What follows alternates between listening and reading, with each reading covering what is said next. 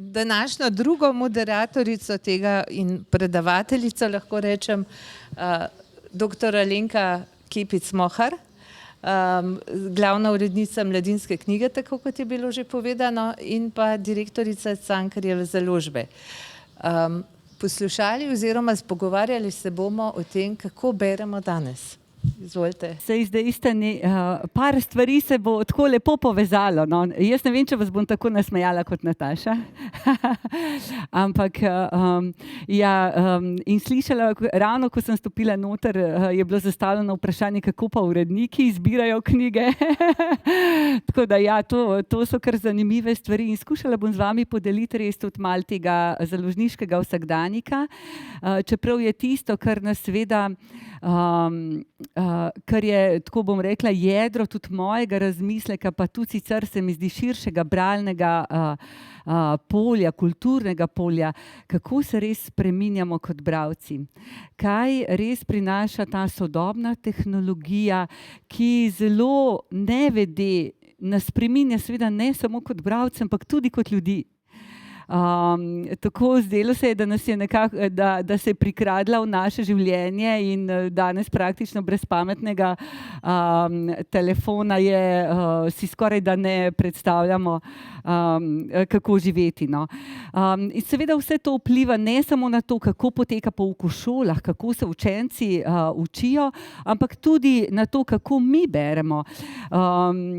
Ne vem, če ste imeli kakšno izkušnjo, ampak jaz sem zdaj sama pri sebi naredila nek tak test, ali kako naj rečem. Hermann Hesse, Stekleni zvon, recimo knjiga, ki mi je bila zelo ljuba, ampak ko sem jo praktično po 15 letih spet vzela v roke, začela brati, sem jo doživela povsem drugače kot prvič, ker je seveda jasno, ker se spreminjamo kot bralci, kot ljudje. Ampak ne samo to, brala sem drugače, postala sem manj potrpežljiva. In to je nekaj, kar je o tem govorijo tudi kar nekaj znanstvenikov razpravlja o tem, kako v resnici že sama ta tudi kemija telesa vpliva na to, kako beremo, ker seveda branje, čeprav ga razumemo, kot da je to neko samotno dejanje uma, je v resnici tudi dejanje telesa. No, in zagotovo je branje, kot je dokazano, tudi evolucijsko nekaj, kar najmočneje spreminja naš način mišljenja. In prav zato jaz tudi pri svojem delu, predtem takrat so več sodelovali tudi z Natašo, sem se ukvarjala prav z izobraževanjem, tudi z učbeniki. Ta želja, kako pravzaprav mlade peljati skozi te čeri branja, kako jih navaditi brati daljše tekste, ne, je nekaj, kar se mi zdi, da v današnjih časih postaja velik izziv, ampak brati seveda pomeni, da jih hkrati s tem učimo tudi misliti in zato je to nekaj, kar je po mojem mnenju tako zelo pomembno poslanstvo. In je seveda dobro tudi razmišljati, kaj se zares dogaja. In bilo je tudi že omenjeno teorija zrcalnih nevronov, plastičnost možganov. To, kar se je zgodilo v zadnjih 2 desetletjih, je, da o možganih vemo neprimerno več kot pa pred 2 desetletjema. Kaj vse se dogaja, kateri centri v možganih delujejo, ko beremo.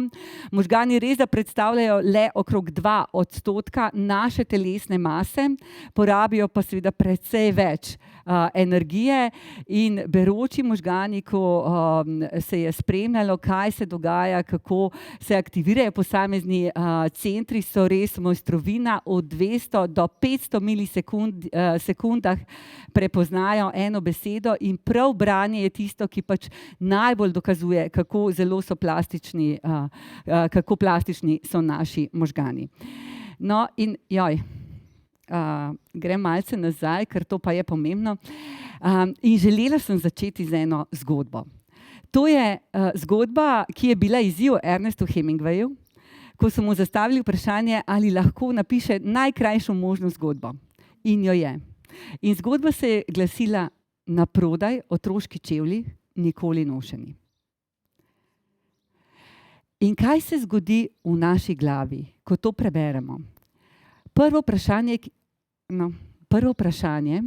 ki vznikne, je, kaj se je zgodilo. Z neko notranjo gotovostjo razumemo, zakaj čevlji niso bili obuti. V mislih se nam seveda takoj izriše neka mentalna podoba zapuščenega para čevljev z neomadeževanimi vezalkami. In vstopimo v skladišče našega znanja, na podlagi katerega začnemo predvidevati. Oblikujemo nek scenarij, neko zgodbo, kaj se je lahko zgodilo. In seveda pri tem povežemo vse znanje, ki ga imamo, vsa čustva, domišljije, vse procese sklepanja, ki nam pomagajo, da se lahko iz te naše perspektive postavimo v perspektivo nekoga drugega. In seveda ob tem začutimo tudi vso to mešanico čustev, ta proces empatije. Se pravi, bolečino, čustvo, krivdo, neko olajšanje, da se to ni zgodilo nam, obžalovanje za vse, za bližnje, ki se jim je to zgodilo. Skratka, ta kapaciteta domišljije pa hkrati tudi zmožnost za to, da lahko razumemo druge ljudi. In to je ta empatični del, ki nas v resnici ob branju oblikuje ne samo pri tej kognitivni zmožnosti predvidevanja, povezovanja, uporabe vsega, kar imamo v našem skladišču znanja, ampak tudi aktiviranja vsega tega čustvenega doživetja prebranega. In to je seveda tisto, kar nas oblikuje tudi kot ljudi. In ko so nevroznanstvenici, tukaj se sklicujem na Marianne Wolf, ki se z branjem res ukvarja celo poklicno pot. In ko so raziskovali, prav zdaj na tej zgodbi sem želela ponazoriti, kako večstopenjsko razumemo to, kar preberemo, kako se od tega procesa vzbujanja podob gremo preko razumevanja, empatije, uporabe in aktiviranja vseh teh konceptualnih gradnikov, ki smo si jih pridobili seveda v času šolanja. Prav zato je tako pomembno, da učenci gredo postopoma od preprostih k zahtevnejšim besedilom do analogije, povezovanja, kritične analize in na koncu do nekega razumevanja kot nekega razkritja. In ta večstopenjski proces, ki se odvija, se seveda širi več, ko beremo, globlje je to naše razumevanje, lažje je povezovati stvari in seveda, če sem že bila izzvana z vprašanjem, kako uredniki izbirajo, to, kar je seveda ključno, je ta množica prebranih besedil, na podlagi katerih je seveda iz tega skladišča znanja mogoče prepoznati neko literarno vrednost, sporočilno, slogovno vrednost. Vse to so potem neki notranji kriteriji, s katerimi se lahko bom rekla, vrednoti ali pa se nek urednik odloča, katero besedilo bo objavljeno, katero pa morda tudi ne. In seveda ena od stvari, za katero me je Nataša prosila, je bilo prav to vprašanje globokega branja. Ta večstopenjski proces, ki se zgodi, ko beremo natančno, tudi počasi, je nekaj, kar je seveda odvisno tudi od številnih drugih okoliščin, s kakšnim namenom beremo, kakšne vrste besedilo beremo. To je bila zdaj ena taka kratka zgodba, seveda beremo tudi veliko neumetnostnih besedil. In naša pozornost je pri tem izjemno pomembna. Kajti mi, ko beremo, se zgodi pred tem nekaj pomembnih faz, na katere niti nismo pozorni. Svojo pozornost odvrnemo od tistega, kjer pozornost imamo, jo preusmerimo na neko besedo in potem gremo naprej. Skratka, ta pozornost je ena od lastnosti, ki se mi zdi, da je najbolj krhka, občutljiva v tem času, bom rekla, digitalnih dražljajev, ki nas spremljajo vse povsod. In seveda ta pozornost je tudi tista, ki oblikuje naš način branja. Kajti tukaj sem dala, če primerjamo branje s preletom, to, kar je bilo že poimenovano, zdaj v teoriji obstaja ogromno nekih različnih vrst branja po namenu, tudi glede na medij, s katerega beremo. No, ampak branje s preletom, tako imenovani skimming, je seveda nekaj povsem drugačnega od tako imenovanega globokega branja. Zdaj, pri tej zgodbi Hemingwayevi smo si vzeli čas, prebrali počasi, skušali tudi doživeti prebrano, ne. Zdaj, pri branju s preletom iščemo informacije, tako kot je Nataša recimo navedla neki vozni red. No, ampak to, kar počasi se zdi, da izgubljamo, je prav ta pozornost in naša zmožnost ohranjanja kognitivne potrpežljivosti. Tega, da vzdržimo ob daljših, zahtevnejših besedilih, da beremo počasi in da znotraj prebranega si dopuščamo ta prostor tako imenovanega, Marianne Wolf to imenuje quiet eye. Se pravi, ta umiritev uma ob branju, s katerim si dovolimo tako imenovano tudi dialog s prebranim, neko refleksijo s prebranim. Ta metafora quiet eye sicer izvira iz igranja golfa, kjer pač igralci golfa, preden zadanejo žogico, se popolnoma umirijo, zato da lahko pač jim uspe zadeti žogico. In ko beremo, ne, ta občutek umirjenosti, da res, bom rekla, ne samo, da se potopimo v besedilo in hitimo do, bom rekla, kar je značilno recimo za branje žanra, recimo bolj trivialne literature, kjer praktično nas zgodba pelje naprej, da pridemo čim hitreje do konca, ne. Zdaj, pri globokem branju pa vendar zmoremo zadržati prebrano in imeti tudi neko notranjo refleksijo, pogovor o prebranem. In seveda znotraj tega potem sledi tudi pač razumevanje podtonov, to, da opazimo večpomenskost, da opazimo različne slogovne postopke, tudi protislovnosti, a ne. In seveda ob vsem tem je še ta, bom rekla, empatični, čustveni del, kaj vse to zbuja v nas, zaznavanje vseh teh psiholoških procesov, ki se pri branju dogajajo. In kot sem dejala na začetku, čeprav je občutek, da je branje res tako zelo samotno dejanje uma, ne pa tudi telesa, so bile narejene ene zelo zanimive raziskave, ki govorijo o tem, kako je branje res tudi telesno dejanje. Ko so namreč tudi primerjali branje recimo klasične tiskane knjige ali pa branje na ekranu, se je pokazalo, kako so te haptične zaznave povsem drugačne in res kakšen dogodek telesa je branje. Saj to dobro, mi ki vsi beremo, se nam zdi, da to lahko razumemo, ko včasih to pripovedujem svojim otrokom, željo, da jih motiviram, da bi čim več brali, več kot pa bili za ekrani, me malce težje razumejo, no.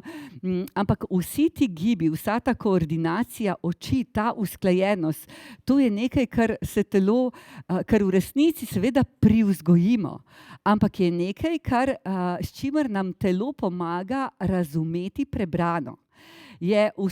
Telo vstopa v tako imenovane predkognitivne procese, se pravi, preden zares procesiramo, preden razumemo, dojamemo tisto, kar preberemo, nam pri tem pomaga tudi telo. To so, in seveda drugače beremo, ko listamo knjigo, če izpustimo sploh samo ta vonj po papirju, zlasti pri svežih knjigah, ki pridejo naravnost iz tiskarne in vse to, kar nam je tako zelo pač ljubo. Tudi knjiga kot predmet, ki ne da bi v resnici vedeli, kako predmeti, ki nas obkrožajo, na nek način uravnavajo naše življenje. Mi smo tako zelo navajeni, da je knjiga del našega življenja, ampak Ni nujno, lahko tudi ne bo, bom rekla, čez 20 let, ampak je knjiga v resnici, glede na to, da jo je šola postavila kot neko institucijo, kot vir znanja, je knjiga nekaj pač, s čimer vsi zrastemo in je oblikovala neko kulturno krajino našega življenja, ne. In zato jo dojemamo zelo nevidno, zelo samoumevno, s tem se je ukvarjal Daniel Miller, en ameriški antropolog, ki je razlagal, kako prav te stvari, ki se nam zdijo tako nevidne, ki jih ne zaznavamo, v resnici najmočneje oblikujejo način in naše navade. In tudi seveda naš način razmišljanja, ne. In seveda, saj veste, v založništvu se ves čas sprašujemo, koliko beremo, kaj berejo mladi bralci, koliko nas je še bralcev leposlovja, ali se sploh še prebijamo skozi zahtevnejša besedila. In seveda beremo v resnici več, ker je dostopnost besedil, dostopnost vsebine je zdaj res 24 ur na dan, kjerkoli, na pametnih telefonih, vendar beremo drugače. Zdaj, ključne mogoče 4 stvari, ki se kažejo, recimo, ko primerjamo branje na ekranih, na bralnikih ali pa branje na papirju je, to so zdaj že nekaj let stare raziskave, no, ampak še vedno veljajo, se mi zdi, da še boljše. Da mogoče se še bolj potrjujejo, da je to, kar preberemo, na ekranu vseeno bolj plitko sprocesiramo, ker namreč naši možgani imajo privzet način branja. Mi na ekranu vendarle smo večinoma navajeni iskati informacije. In zdaj seveda je različno od namena branja, vemo, da recimo pač nekdo, ki se ukvarja z znanostjo, bere članke na ekranu, seveda ne vse na papirju, drugače usmerja pozornost. Ampak načeloma to, kar je naš privzet način, ko pogledamo na ekran, je iskanje informacij. In se v vsebino zares ne poglobimo in ostanemo, nekako jadramo po površini, iščemo samo podatke. Narava pozornosti, to, kar sem prej omenila, kako res ves čas delimo pozornost.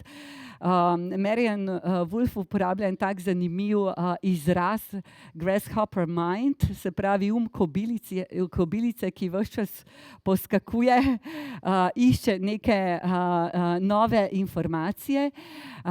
In ta pozornost je ena od stvari, za katero sem skorajda prepričana, in tudi nekaj raziskav že obstaja, z njo seveda je pri učenju ogromno težav.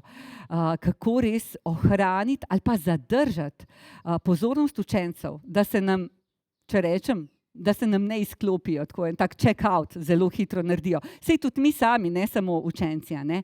In obstaja že nekaj raziskav, kjer podobno kot pred, med in po branjem so navodila, kako usmerjati pozornost. Se pravi, kaj narediti pred branjem, zato da učence zelo, bom rekla tako, subtilno usmerjamo njihovo pozornost med branjem in po branju, ne. Preprosto je v tej kopici dražljajev potrebno pač zavarovati to zmožnost ohranjanja pozornosti. Tudi pomnenje, se pravi, ko so delali primerjave pomnenja pri besedilih, ki so jih brali na ekranu, in pri besedilih, ki so jih brali v tiskani obliki, se je pokazalo, da so manj natančni, da pa je, to je zanimivo, da imajo pa učenci občutek, da pa berejo enako. In ta, kako naj rečem, precenjevanje natančnosti branja na ekranu v primerjavi z branjem tiskano je nekaj, kar daje signal, da je potrebno res bolj pozorno spremljati ta proces branja.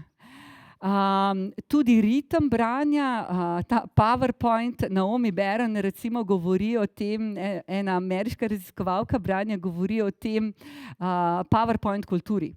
kako smo v resnici zdaj vse nekako se sekljali na kratke povedi in dejansko, tako kot si Nataša rekla, ne, ko otroci dobijo v šoli PowerPointe, jih prinesejo domov, praktično iz tega ne znajo povezati nekih znanja v neko celoto, tudi povezovanje podatkov. Ne.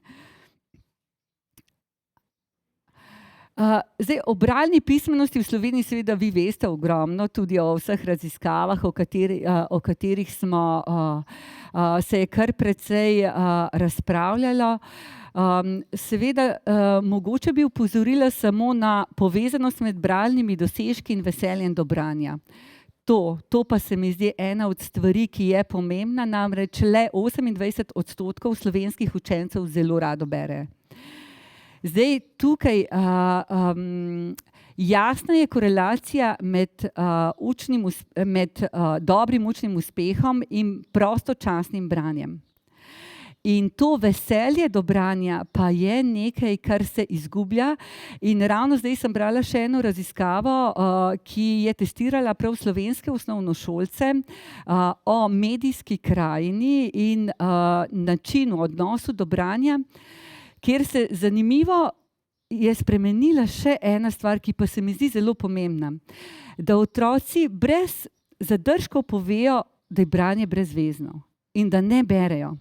In se mi zdi, da se je ta kulturni preskok, ali kako naj rečem, to razumevanje ali pa dojemanje branja kot nekaj, kar me vodi k boljšemu življenju, k več znanja, da tukaj se pa je z sodobno tehnologijo naredil nek premik, preskok. Ni več, bom rekla, povsem ta ideja o tem, da je branje pomembno zato, da se zraste v, tako bom rekla, razmišljujočega posameznika z nekim avtonomnim umom, zmožnega tudi kritičnega razmisleka, ločevanja med lažnimi in pravimi dejstvi, pa je nekaj, kar zastavlja vprašanja, ne?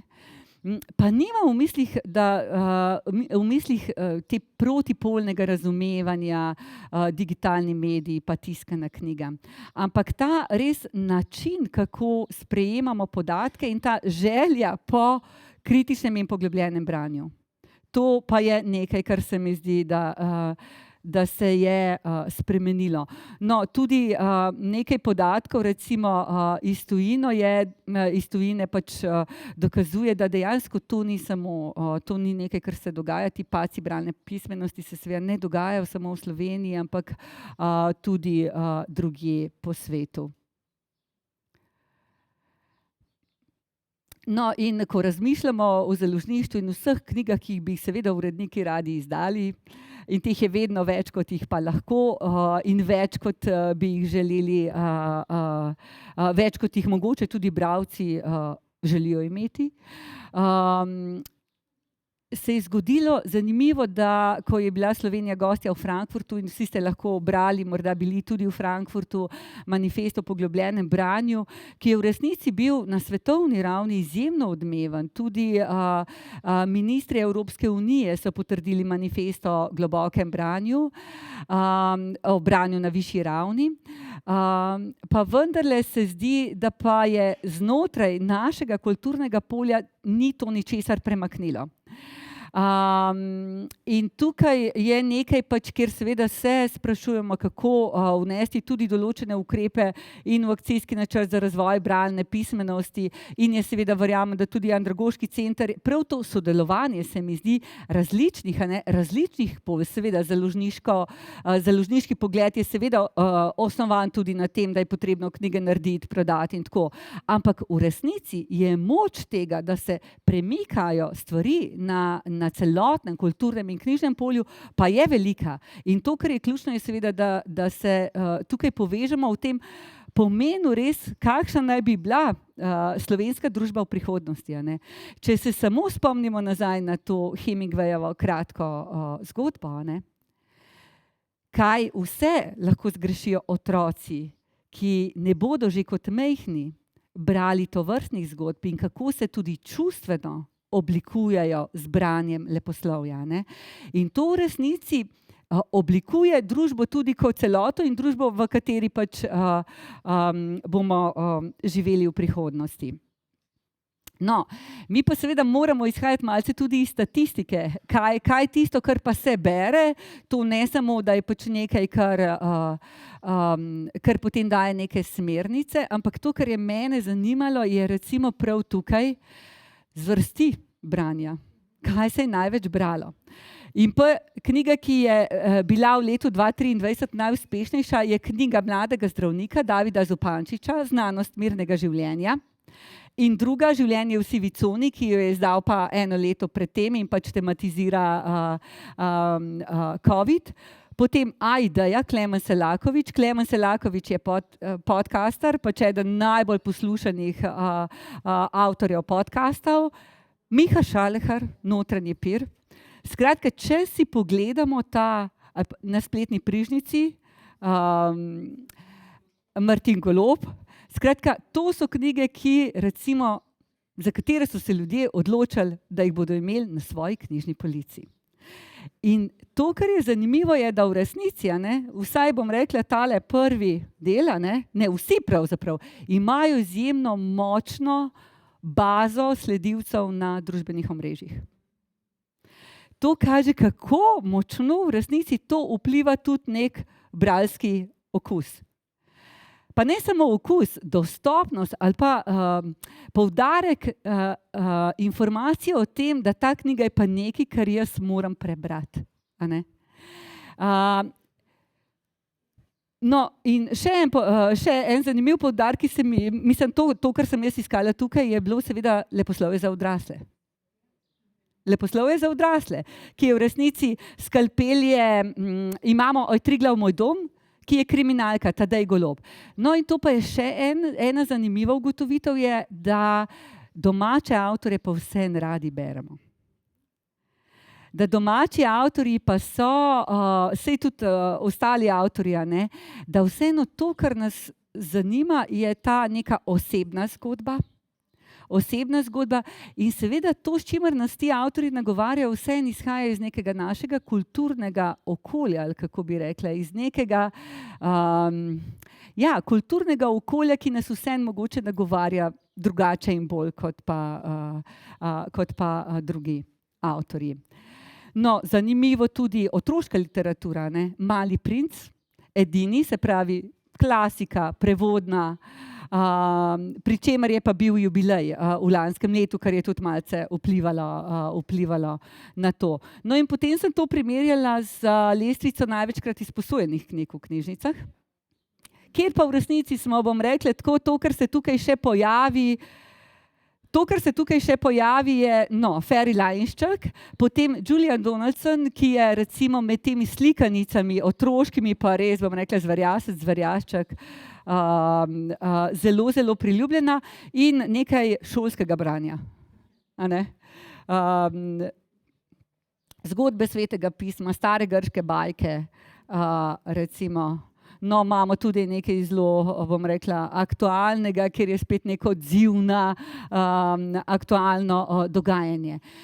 No, tukaj je še ena zanimiva stvar, Colleen Hoover. No, to pa je, Colleen Hoover je avtorica, ki se je prebila, bom rekla, na prva mesta povsod po svetu. Ampak to, kar se je zgodilo pa v Sloveniji, pa je, da Book, tako, ja, to je nekaj recimo, kar je zelo vpliva ta družbena omrežja, no, ampak to, kar se je pokazalo, recimo, ko smo malce spremljali tudi po knjigarnah, je, da bralci, ki berejo knjige te vrste, Colleen Hoover, v resnici sploh ne čakajo na prevod v slovenščino. Ampak berejo v angleščini.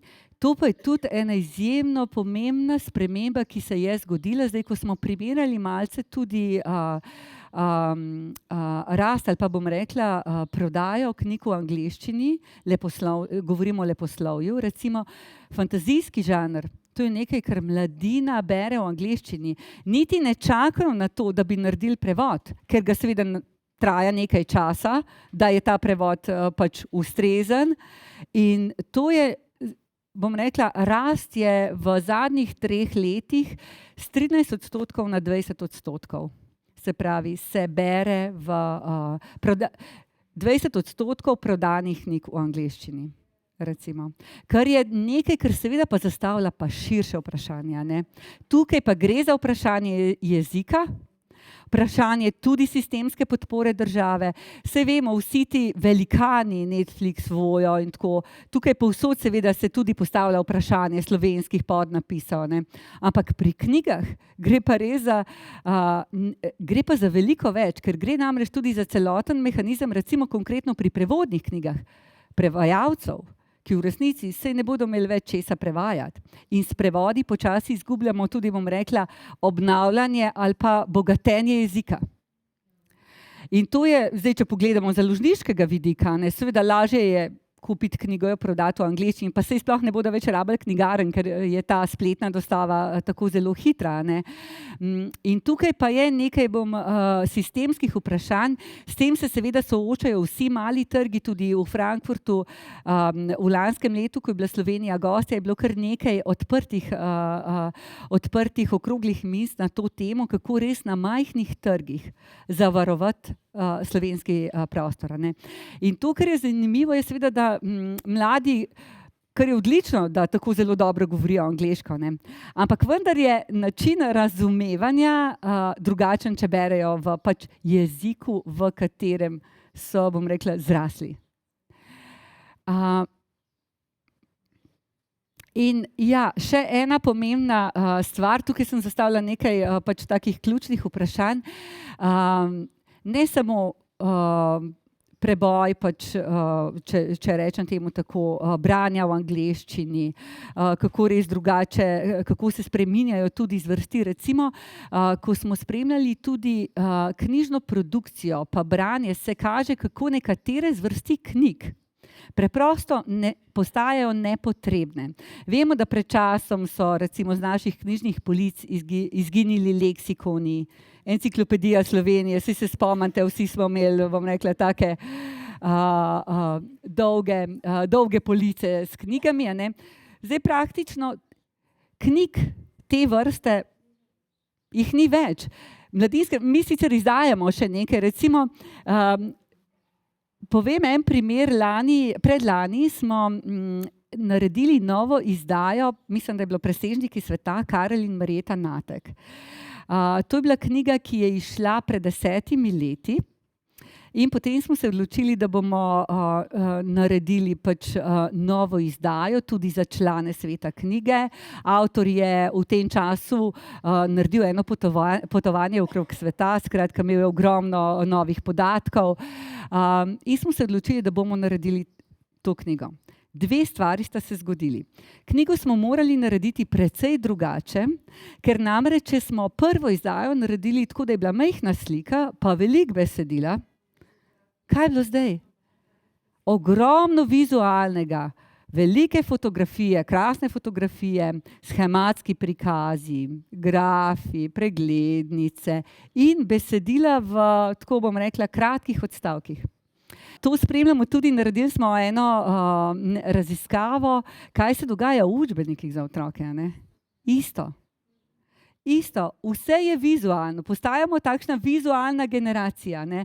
Besedila so pa izjemno kratka, ker ni več kognitivne potrpežljivosti, da bi mi zdržali dlje časa ob daljšem besedilu. In tukaj seveda pa je vprašanje, mi tudi, ko delamo, ko pač pripravljamo učbenike, a ne, kje zdaj popustiti, bom rekla, tej usmeritvi, da se ne zmorejo brati dolgih besedil, a ne, kje pa vendarle vztrajati pri tem, ja, potrebujemo daljša besedila, morajo se jih naučiti in zdržati prebrati, zato, ker seveda jih to uči tudi način, kako sami pišejo in na kakšen način potem oblikujejo misel, na kakšen način argumentirajo, postavljajo razloge za proti in seveda potem smo že pri strukturi eseja, ne? Ampak to je tisto, iz česar pač lahko potem na koncu maturitetnega obdobja napišejo res esej, ki nekaj tudi sporoča, ne. Tako da te strukture, ne, tudi kako se res spreminjajo knjige, tudi primerjali smo recimo vrtnarski priročniki, to je tudi ena stvar, ki popolnoma izginja. Kuharice so zanimive, recimo. Kuharice nekatere so še vedno zlasti izvirnih avtorjev, Urška Fartelj, recimo. Kljub temu, da ima recimo, da je zelo aktivna, še vedno recimo je knjiga lepo sprejeta, ne. No, ampak tudi, ko smo potem recimo vodiči za popotnike, ne. To je nekaj, kar praktično je zdaj skoraj da pač izumrla vrsta knjige, ne. In na ta način se seveda spreminja celotno knjižno polje, ampak na ta način, bom rekla, tudi z manjšim številom knjig, tudi vrste knjig, ne, se knjiga počasi umika iz našega polja življenja, ali kako naj rečem. Tudi knjiga kot predmet, ne. Tudi knjiga kot predmet in to seveda nas spreminja. Ampak to zagotovo seveda prihajajo tudi druge informacije v drugih poljih, recimo zvočnice, ki so ta trenutek zagotovo ena od najbolj inovativnih stvari v založniškem polju. Pri čemer, bom rekla, se seveda trgi zelo različno odzivajo. V Sloveniji te navade poslušanja zvočnic, lahko rečem zaenkrat, če ni, se pa premikajo stvari, se premika zagotovo, no, ampak recimo v tujini je to najbolj rastoč del založništva, prav zvočne knjige, ne. Recimo pri nas je Radio Slovenija imel audiobook recimo preko knjižnic, Mladinska knjiga plus, no, Beletrina Digital, ki je zdaj ravnokar bila lansirana. Tako da zagotovo je to tudi, bom rekla, eno polje, ki prinaša ali pa je vir, kanal do dobrih vsebin, kar je odlično, ne. Recimo govorijo tudi, zelo zanimivo je bilo, In-car revolution, kako bodo pač v avtomobile vgradili zvočnice različnih žanrov, da dejansko bi to že bilo nekaj, kar je vgrajeno, ne. Tako da tukaj svet pač se spreminja, kar je dobro, ne. Ampak to, kar se mi zdi pomembno, je ta refleksija o tem, kako nas to pač spreminja tudi na tej naši miselni ravni, ne. Kaj je tisto, kar prinaša in kako res ostati in ohraniti še vedno to zmožnost pozornosti in kritičnega mišljenja, zato da lahko pač razlikujemo med tistim, kar pač drži in mogoče med nekim, ali pa prepoznavamo neko algoritemsko vodenje, ki ga nam pač vsiljujejo zagotovo vse te digitalne naprave, ne. Tudi za, bom rekla, Slovenijo kot majhno državo, ne, se mi zdi zelo pomembno, da nekako z izobraževanjem, in tukaj se mi zdi vloga Andragoškega centra res pomembna, ne, da z izobraževanjem vzgajamo ljudi oblikovanje avtonomnega uma. Ker to je nekaj pač na podlagi česar bomo lahko in kritični državljani in se znali pač odločati pametno, najprej za osebno dobro življenje, pa tudi generalno na ravni cele države. No, in tukaj jaz mislim, da sem bolj kot ne na vsa ta vprašanja odgovorila, tako da bi mogoče zaključila pa še z eno mislijo, no. Marianne Wolf zelo lepo govori o tem, kako citira Aristotela iz Nikomahove etike, da pač srečna družba pozna 3 oblike življenja, ne. Eno je pač to politično življenje v službi skupnosti, nekaj zadovoljstva, ta pač bolj sproščen del življenja, nekaj je pa ta kontemplativni del. In tudi pri branju smo kot bralci lahko vse troje. Ena stvar je to, da pač smo kot bralci, tisti bralci, ki z branjem pridobivamo znanje.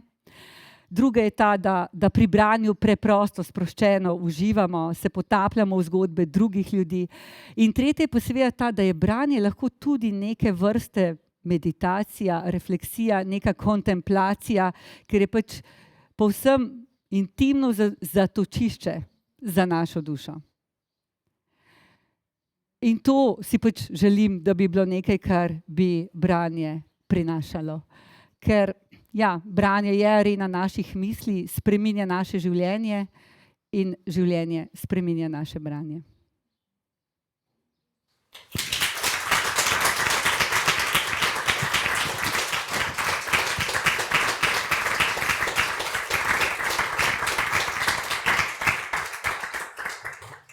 Najlepša hvala. Zelo zanimivo in pravzaprav smo se verjetno vsi lahko prepoznali vsaj nekaterih stvarih. Zdaj bi pa odprli še razpravo. Nekaj časa nam je še ostalo. Za vaše komentarje, misli, za vse to, kar se je pravzaprav na nek način v današnjem dopoldnevu in popoldnevu že zgodilo in dogajalo. Kako nas zapeljuje, ne? Jaz sem tukaj, ampak vsi gledate televizijo.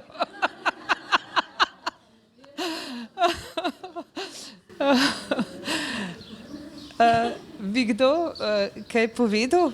Naše kolegice, omenjeno je bilo tudi pravzaprav rezultati pismenosti in povezani z branjem, tudi v tej naši knjigi Podobe branja.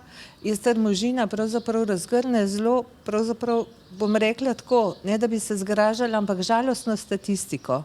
In se človek vpraša res, kako se spreminjamo. Tudi če si rečemo, včasih so brali s papirusov, pa so imeli zvitke, pa sta mogla biti dva, da sta držala, že to je telesna praksa, če gledamo, pa jih nimamo več. Pa je knjiga, sorry Darjan in sorry poslušalci in gledalci, če v papirusu govorimo, ne. Ti pravzaprav artefakti, ali kako bi temu rekli, se na nek način spreminjajo. Kako zdaj to oblikuje našo zavest? Smo bolj praktični ali ne? Vsekakor govorimo, je tako, kot smo začeli, branje zelo večplastno in več razsežnosti ima. Bi kdo kaj dodal? Vprašal? Odgovoril na vprašanje na kazalkah?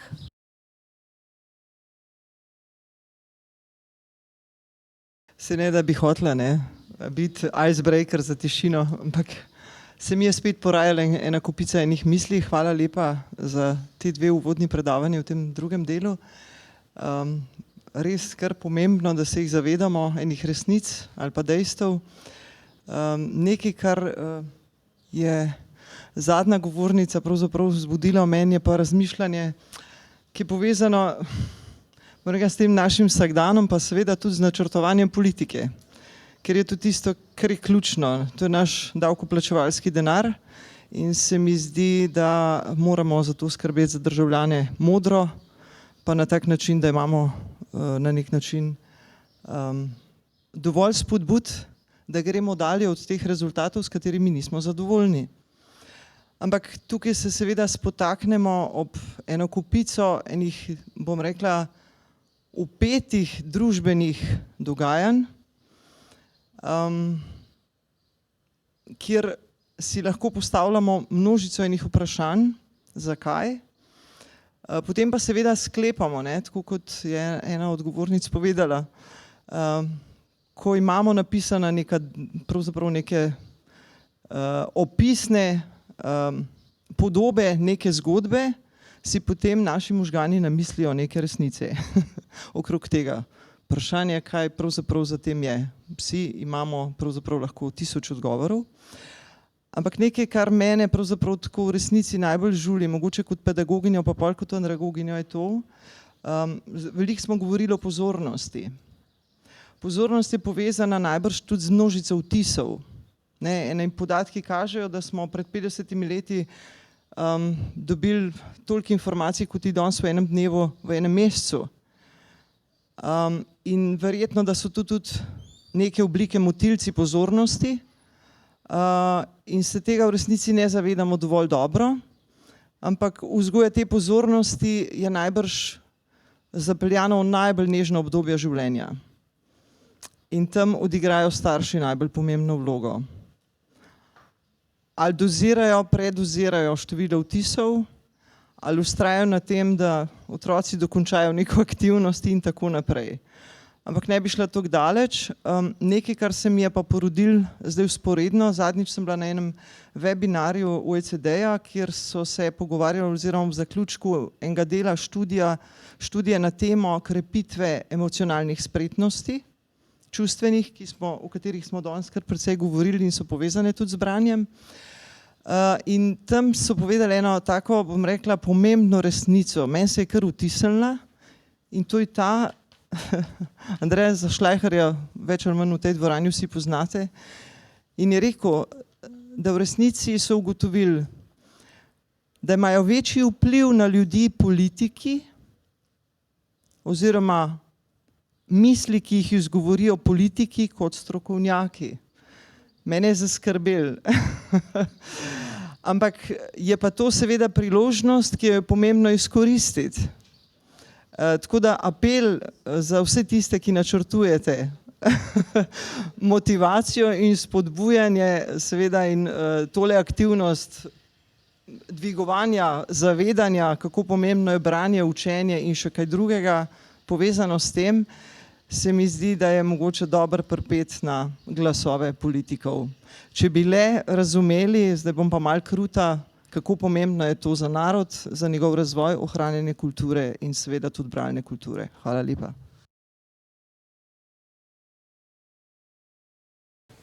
Pravzaprav ne vprašanje, ampak pobuda. Jaz sem, če hočem karkoli resno in globoko brati, mora biti to papir in črke na papirju.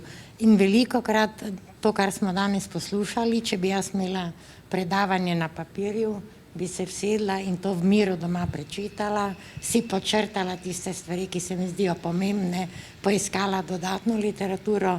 Tak pa, ko imate samo zvočne posnetke, pa tega ne delam, ker potem moram ustaviti, pa se zapisati, pa ustaviti, pa iskati, kje je to tam in tega ne naredim.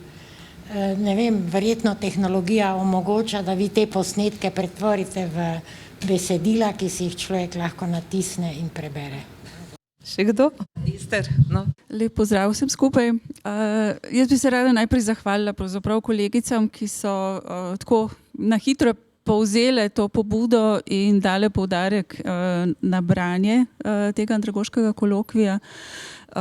In pač ni bilo mogoče, da se vključimo tudi z mojo ekipo, kot sodelavka delamo na pismenosti, ker pač trenutno delamo na finančni pismenosti, kar pa je pravzaprav tudi pomembno, ne? Se pravi, kolikšen del našega dohodka, naših sredstev sploh namenimo za knjige, ne? Nismo razmišljali o tem, ko smo delali pravzaprav te programe finančne pismenosti, smo razmišljali o drugih stvarih, ampak ob tem se mi poraja pravzaprav tudi to vprašanje.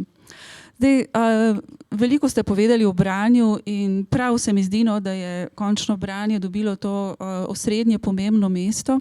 Najbrž pa veste, da se s področjem pismenosti, se pravi, če branje mati vseh pismenosti, ukvarjamo na Andragoškem centru res od vsega začetka.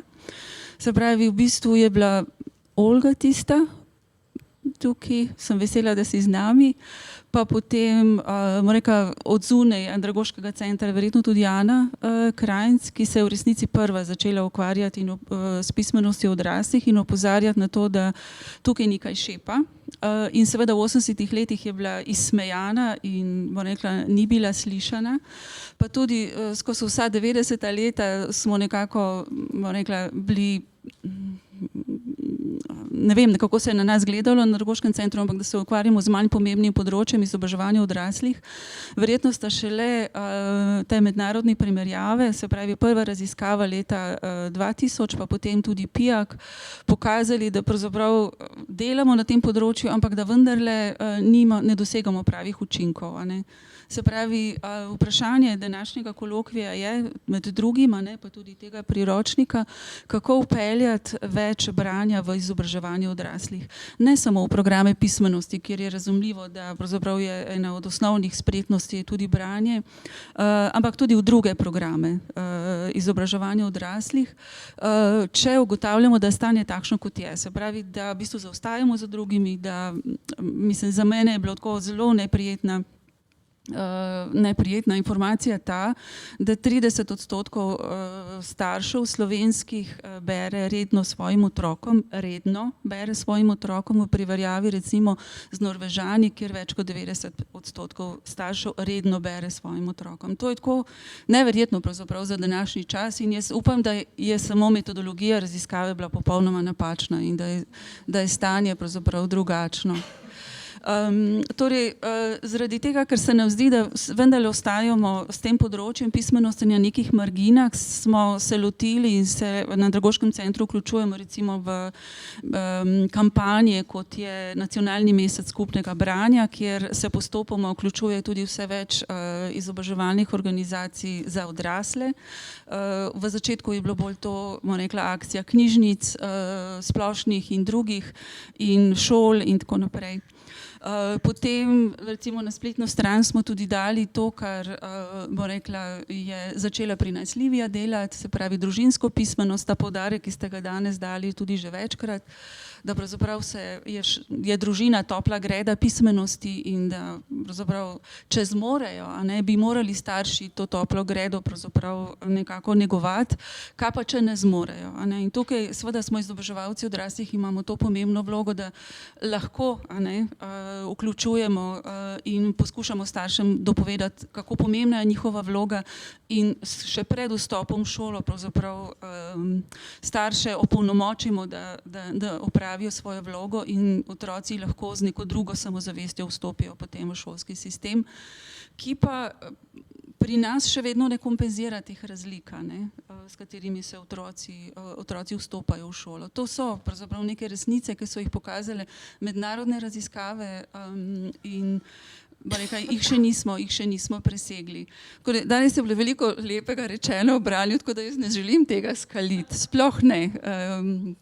Mislim, jaz seveda rada berem, gibam se v okolju, ki rado bere in res včasih težko razumem, ko srečujem tudi recimo, jaz sem doma iz vasi, v domačem kraju ljudi, ki pravzaprav ne berejo že od šole naprej. In se ukvarjam s tem, kaj bom počela potem, ko grem, bom šla v penzijo ali bom lahko kakšen študijski krožek ali kaj takega tam izpeljala, kakšno knjižnico. Med drugim smo se vključili tudi v to pobudo Zavoda za gozdove in turistične zveze o ustanavljanju gozdnih knjižnic, na nek način vrnimo knjige spet nazaj v gozd. Tako da se pravi s to akcijo nekako združujemo in Nacionalni mesec skupnega branja in gozdne knjižnice. Skratka, poskušamo, bom rekla, tudi na drugih poljih, ne samo s programi pismenosti, ki grejo tako počasi in dosežejo tako zelo majhen delež odraslih, se nam zdi, da je treba tudi z nekimi promocijskimi akcijami pravzaprav nastopiti in, bom rekla, povedati to, kar imamo povedati. In se mi zdi, da smo mogoče na dobri poti. Se pravi, velik promocijski projekt imamo zdaj v naslednjih letih pred seboj. Nikoli še nismo imeli take kampanje, poleg tednov vseživljenjskega učenja, kot je ta, ki je pred nami. In zagotovo Urška, ker vem, da je bralka in kulturnica, bo dala tudi velik poudarek na branju. Velike razvojne projekte bomo delali v naslednjih letih, kjer bomo, upam, tudi lahko usposabljali izobraževalce odraslih, kako pravzaprav na različne načine, tudi s vsem tem, kar je bilo danes rečeno, spodbujati branje. Veliko je tudi seveda razpisov že od zunaj, kjer se, bom rekla, lahko je bilo priložnosti pravzaprav za izobraževalce odraslih, da, bom rekla, vključujejo različne ciljne skupine in vključujejo recimo tudi branje oziroma več pismenosti v te programe. In tudi, če se ne motim, je pred nami ponovitev raziskave PIAK, kjer bomo tudi mogoče se streznili in videli, kje smo.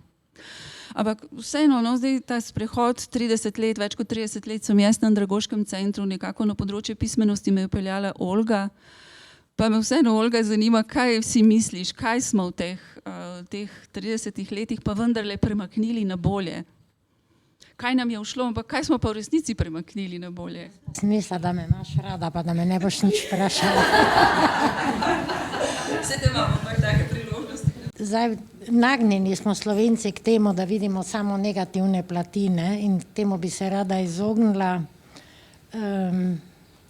To, kar je, če gledam 30 let nazaj, kar so bili res veliki dosežki, pa se niso razvili v prakso, je bil tisti naš prvi program pismenosti.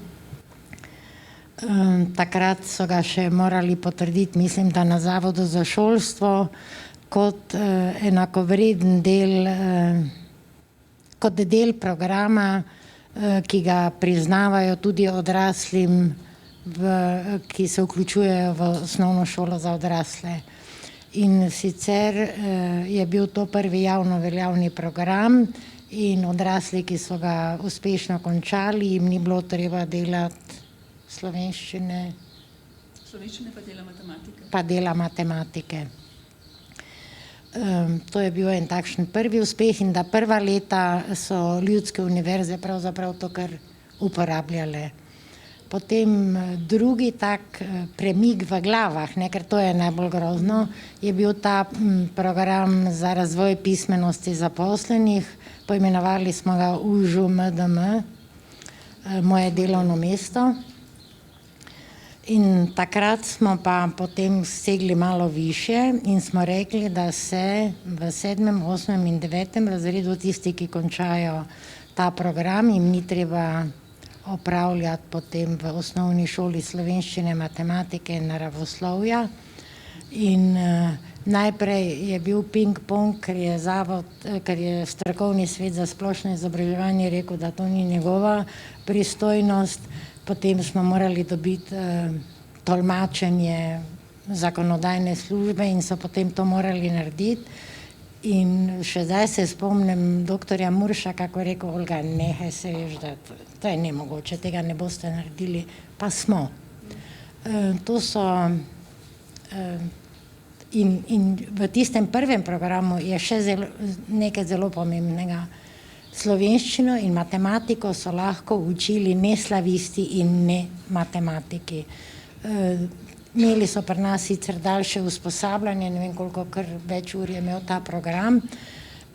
In za oboje mislim, še vedno mislim, da je velik dosežek to, kar smo, največje ovire so vedno strokovnjakih, ki neko svoje področje obvladajo in če je nekaj čisto mimo, potem je to težko prebiti.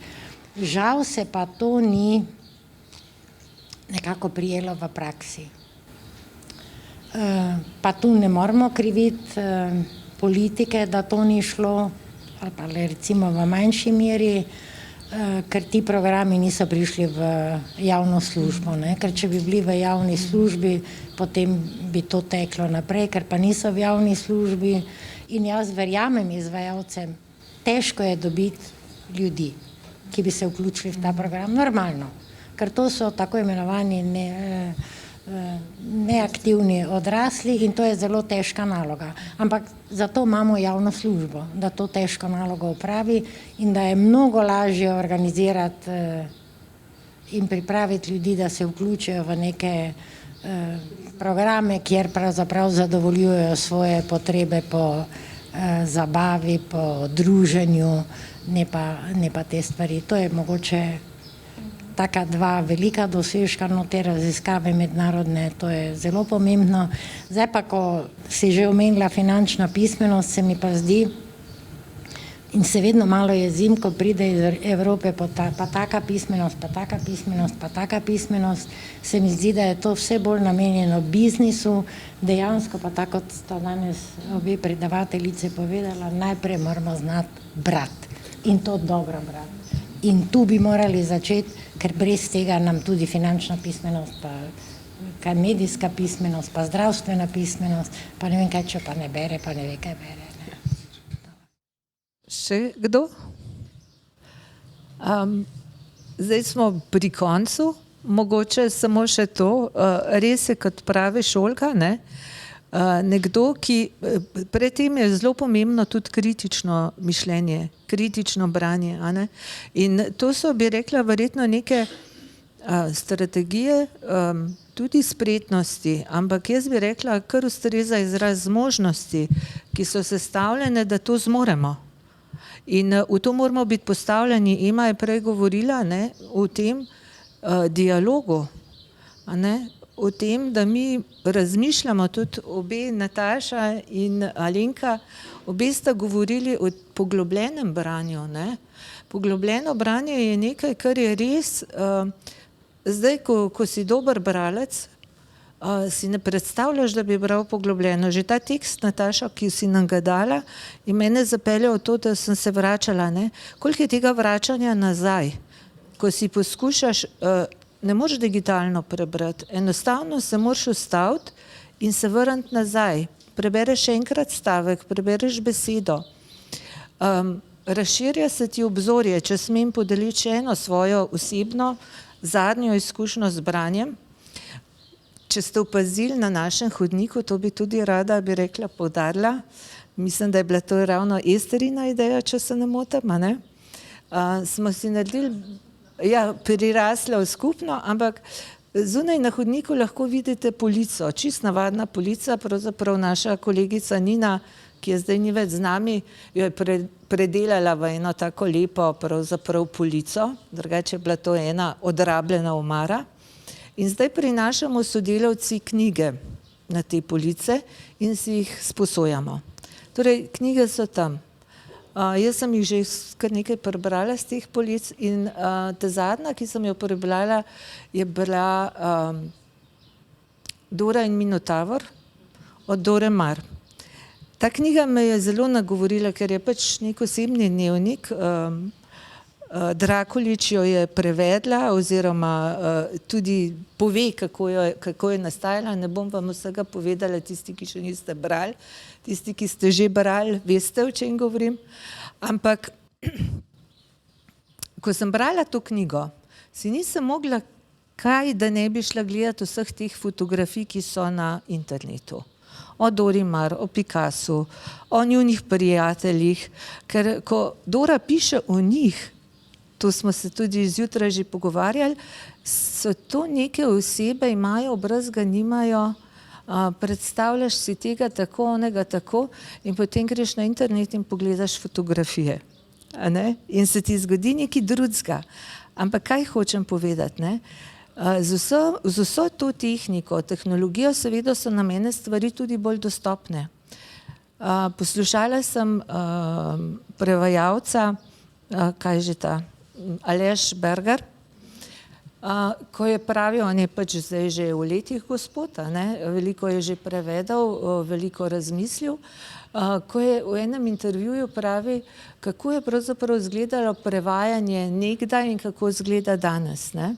In je rekel, včasih, ko sem prevajal, sem pravzaprav iz besed razbiral in so, recimo, da je ta pisatelj ali pisateljica, pesnik ali pesnica opisoval nek cvet. Rekel, in ta cvet je zarasel, danes odprem na internetu in vidim točno ta cvet lahko. Hočem reči, nič ni narobe s tehniko in tehnologijo, verjetno je zelo pomembno, kako jo uporabimo, se to že vrabci čivkajo. In kako delamo s tem, kar imamo, kako nas to podpira pri našem osebnostnem razvoju, o tem, kar smo začeli nekako zjutraj govoriti.